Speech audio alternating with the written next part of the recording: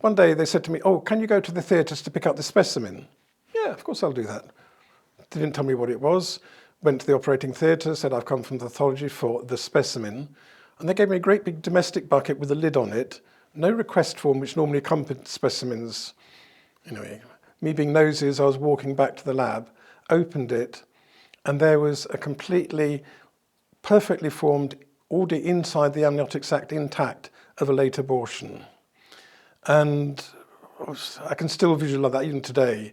What do I do? So I went back to the lab, and that's when I discovered that they were going to harvest the amniotic membrane, the kidneys, the lung tissue, and they were going to be growing the viruses on it, the diagnostic viruses in the hospital.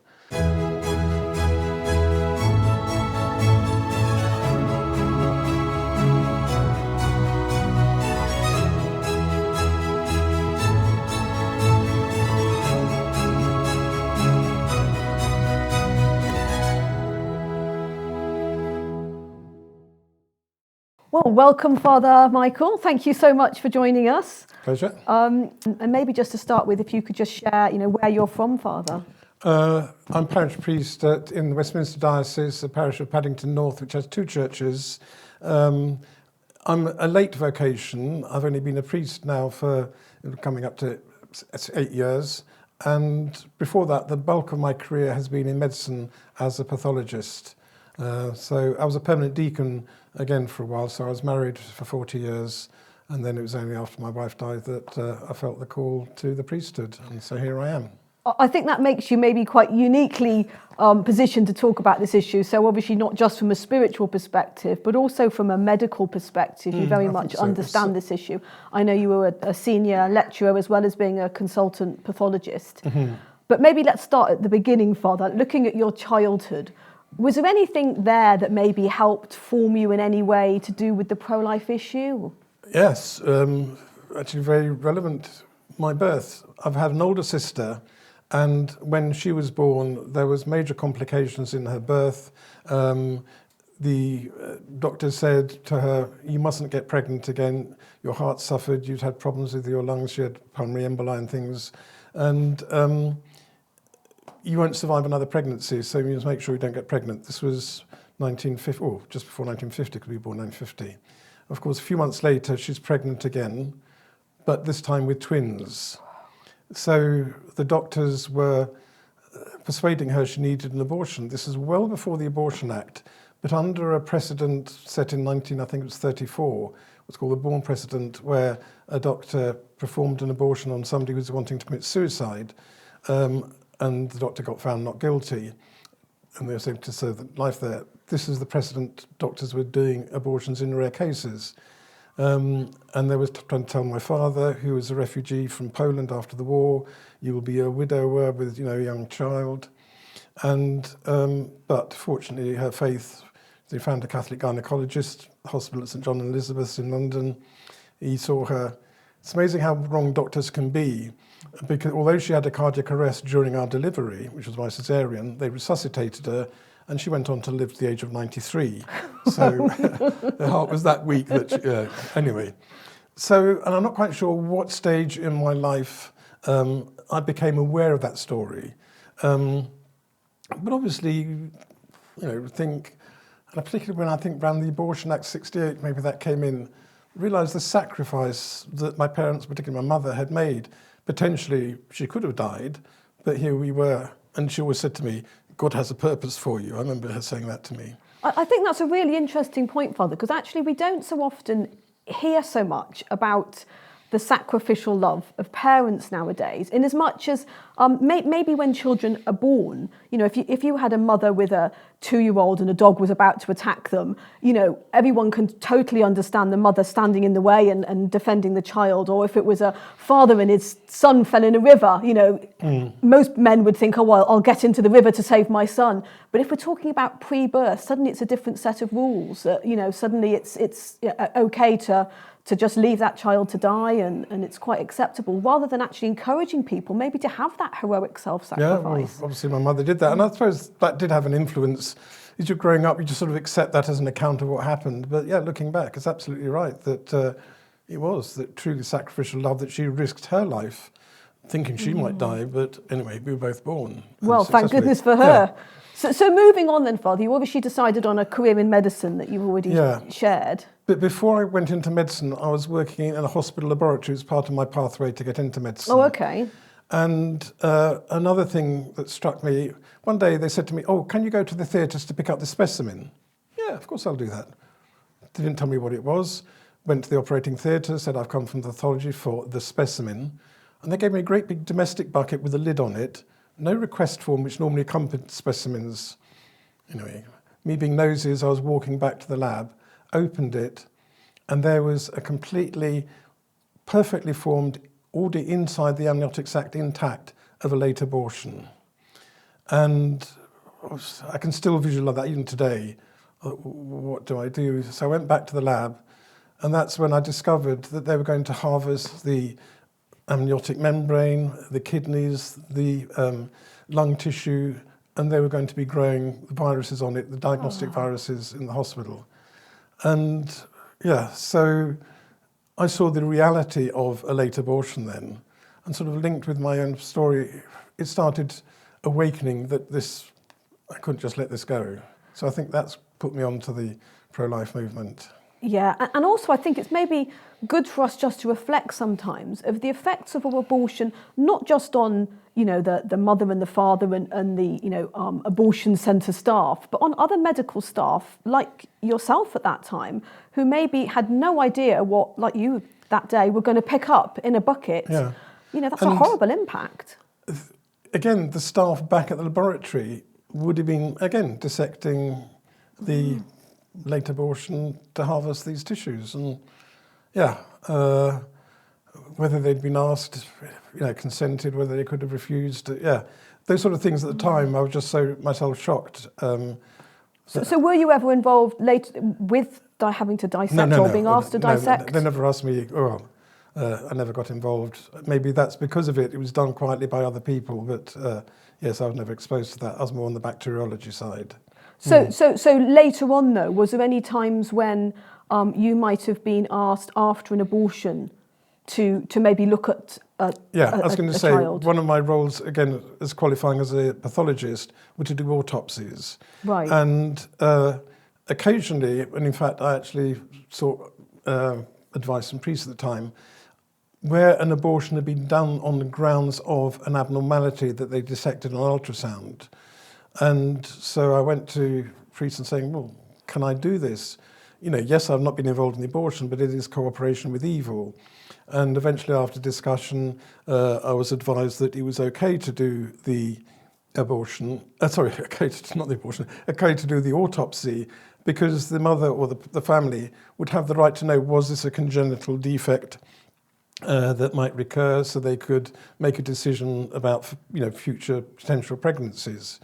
But there was this one occasion when the gynecologist or the obstetrician asked me, could I dissect the baby in a particular way so that, and photograph it, and so he could marry it up with the scans of his ultrasound scan. And I must admit, without even seeking advice, I said to him, no, I will do it in my standard way, the way we always do autopsies, because I thought otherwise I'm honing his skills at identifying abnormalities. And this particular abortion was done on the grounds that there was a brain abnormality. Well, as soon as I opened up the skull and removed the brain, to me it looked normal. Well, my pro-life views were known in the hospital, and I suddenly thought people might accuse me of misrepresenting. So I then sent the brain off to a professor of paediatric pathology to look at it. And he, again, did all the work he needed to do and said, no, as far as you're concerned, it was normal. I did see the notes of accompanying the things, and I saw that the woman had declared herself as Catholic, the mother. I know the doctor had said to me afterwards, well, what do I say to the family? I said, well, I'm sorry, that's your problem, not mine. So this is the reason she'd aborted, because of the abnormality? Yeah, the reason she'd aborted for things. Oh, gosh. So even though she was a Catholic, she'd been persuaded, things. Oh, we've often heard stories of this, of how heavy the persuasion can be from doctors on women in those situations. It was interesting, at the time, there was an article, a letter in the British Medical Journal from a GP very rarely he had two women in his practice who both had babies with anencephaly. This is where the brain's not properly formed, and it can actually miscarry, or they die within birth or minutes of birth. And one woman opted to have an abortion. The other woman said, no, yes, it's going to be traumatic birth, whatever, I want nature to take its course. And what the GP in his article that he wrote, the woman that said, yes, it was a traumatic birth and a lot of things, but she came to terms with it and recovered mentally far better than the woman who had an abortion, because then there's these guilt feelings, whatever. And this is just a GP writing, and so that reinforced it to me that, yes, even in these tragic cases, letting Mother Nature take its course is actually better for the long-term. It makes sense on health. every level, doesn't it? Yeah, like you say, obviously spiritually, but just when you're looking at it from a psychological perspective as well. So were you ever asked to speak sort of more publicly on this issue, as a consultant and somebody leading in that field? Again, we're going into the details of how much I accidentally got put ill. I was asked to appear on the Wogan show. This is during the IVF debate, and it was Dame Mary Warnock who was introducing the bill. Professor Winston was on there, and there was the pro-life MP, Anne Winterton, and myself were the four guests, and so we had a discussion. So after that, my name was written, and I got interviewed and did a number of different programs, mainly short interviews where pro-life issues were being discussed. And so I came across, there was one particular, this was a man who was having what's called intracytoplasmic sperm ejection, so it's IVF, so he's had a sperm problem. But we were talking in the green room, and he said, we must have a baby because otherwise our marriage will fail. And there's evidence that if the marriage is failing, bringing a child into the world, whether naturally or whatever, is not going to help. I don't know what happened to him, so I had to persuade him, because one of the reasons I was invited onto the programme, I was married, but we never had any children. So they wanted this, and I could say to him, we can be very happy. I'm happily married with no children. You don't have to have a child. Yes, of course, instinct, you want to have one. We went through from Catholic perspective, ethical fertility things, but it was never successful. But we had a really happy marriage without children. And looking at other ways to be fruitful, other than just in biological children, whether that might be fostering or adopting, but just other fruitful ways of living out your married life. Absolutely, yeah. But people don't even explore that now. It's almost considered to be a right to have a child, no matter the consequences. I got involved in the life charities and actually met some people, particularly some of the women in counselling, but one of the things that struck me was the effect on men. And I met a man who was desperately upset that his girlfriend had aborted his baby. And I think people always think of the woman's right to choose, but here was a man who was really upset.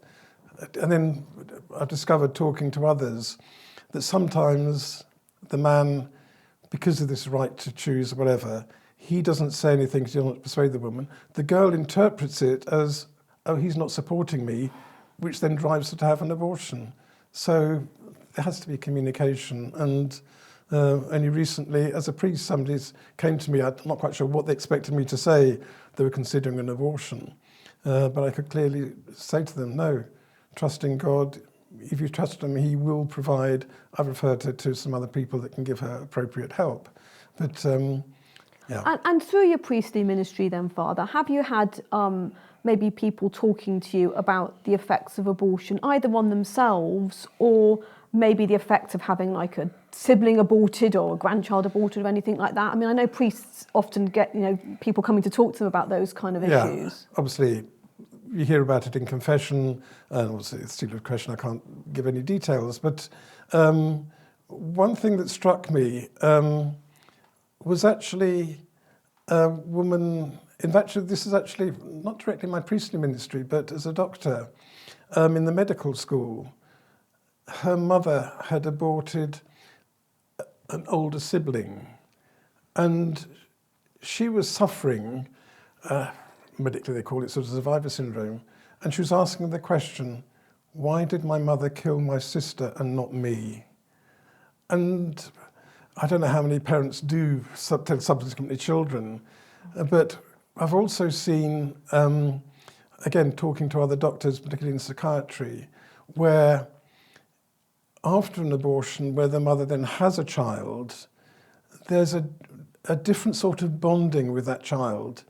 And now, because this is a wanted child, they almost impose their idea of what that child should be, which puts the pressure on the child. The child's got to grow up in whatever they're going to be. And certainly from talking to psychiatric colleagues, they can see that as a problem sometimes in post-abortion. Yeah, I know from talking to Rachel, who helps run Rachel's Vineyard, the post-abortive ministry, and I know she's shared with me that quite a few women that she's talked to, and men, but I think she's just had more women come to her who've had a sibling aborted, and like you say, have felt that kind of survivor's syndrome. You know, is the love of my parents conditional? If I'd had a health problem, would I have been aborted? You know, and those kind of things which can really affect your self-worth later on. Absolutely, yeah. Not only my medicine, but the fact I was previously married. I'm not supporting married priests, by the way, because I think, having now obviously, I think a priest needs to be celibate so they can give everything they want to the church. But my experience, I think, has helped in ministry in so many, sometimes very subtle ways that you don't think about. But again, particularly in preparing couples for marriage as well. As we begin to bring this to an end, Father, could I kind of ask you what your thoughts are on just a real basic question of how we got to this place? We've got like 250,000-ish abortions a year now happening in the UK. As I say, you've got quite a unique perspective of being able to look at it from a medical perspective, you know, spiritually. How did we get into such a terrible mess? I think, and there's a phrase, and I can't remember I heard it first, but it was so true, our language and how it's developed over the years. And the phrase was, before all social engineering, there has to be verbal engineering. And what struck me was, in the early days of IVF, but they still do it, I don't know, the parents would be able to look down the microscope to say, oh, there's your baby, it's 1-2 cell stage. But if it's an abortion, it's a fetus or an embryo. So we changed the wording so it doesn't think, you get the same with euthanasia. You don't say, I want to kill my patient, I want them to die with dignity. So it's all a language change. So again, even abortion, it's termination of pregnancy. That sounds, well, birth is a terminating of a pregnancy, which is natural. But it's, yes, so there's always this language that you use. And I think if you look at any of the debates that are going on now with this like assisted dying, well, the palliative care people assist people to die in a very good way. And so it can be very dangerous, the language that you use. I think this is so true. I mean, and I know from talking to women who've come out of abortion centres, sometimes nowadays they'll be being told, if you take this pill, you'll have a miscarriage, to just help make it a little bit more palatable sounding, because even abortion can sound quite a tainted word. So it's like, well, if we say miscarriage, you'll just think it was something natural. So you can see how that language is really trying to be claimed by the abortion movement for their own agenda. Particularly now with the early abortions with the drugs, it's a clump of cells. It's not a baby, it's not even human, it's a clump of cells. So, and like you say, but when somebody wants it, it's something different. It's a bit like we've got, the government gives out, the baby loss certificates now for pregnancy of any stage. And I know people who've actually had abortions who've managed to get a baby loss certificate afterwards. But that's not what the abortion staff would tell them. Actually, that reminds me, again, as a pathologist, where we were working, again, there was a Catholic head of the technical side, but there was some women wondering what had happened to their abortion. And the hospital agreed, because the pathology department was a separate building, we actually had a garden where the remains could be buried, and then we kept a record of those, and sometimes the mothers wanted to come and, like visiting a graveyard. So, yes, I witnessed that from working again. So out of interest then, Father, from people who are listening's perspective, what would normally happen to their child after it was aborted? It'd be cremated with clinical waste. Sometimes the older ones, they might be, or sometimes I'm aware that they've been put in other people's coffins, although I think the undertakers say, oh no, that doesn't happen, but I'm aware that it has happened for the older ones, but in the early ones, it's part of the clinical waste. And also, like you described earlier, then sometimes some of these cultures could actually be used for growing viruses and things as well from aborted fetuses. Well, Is that again, right? the second one is the MMR vaccine, or the rubella component. Not only was the virus isolated from an abortion on the grounds of rubella, but the tissue culture in which the vaccine is now grown is from a cell line which has been immortalized from an abortion. Yeah. The horrors of the abortion industry have just spread so far into society. But I could talk to you all day on this, Father, because your insight is just, like I say, it's so far-reaching on this that I find it fascinating. But thank you so much for coming just to share something of your work and your ministry with us to help us maybe understand a little bit more about this issue, both scientifically speaking, but also spiritually speaking, and the terrible damage that abortion is causing on so many levels. Thank you. Yeah. So thank you very much for being with us today, Father, and God bless you. God bless.